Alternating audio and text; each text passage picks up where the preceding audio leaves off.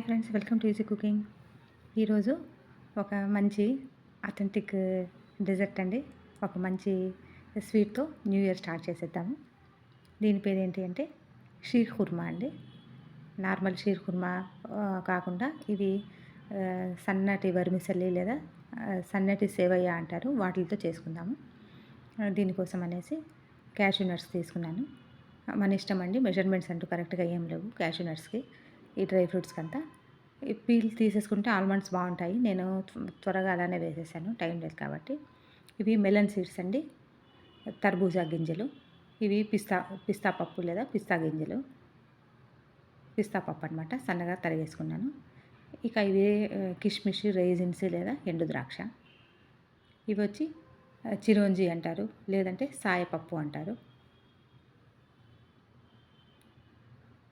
ఇవన్నీ నేను కట్ చేసి పెట్టుకున్నాను.